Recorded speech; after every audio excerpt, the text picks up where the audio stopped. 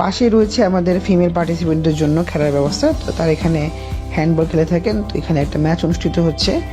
তো ফিমেল পার্টিসিপেন্টরা দুই পাশে গোল হয়ে তারা ম্যাচটি দেখছেন এবং দুই পক্ষের মধ্যে খেলা হচ্ছে বেশ টান উত্তেজনা।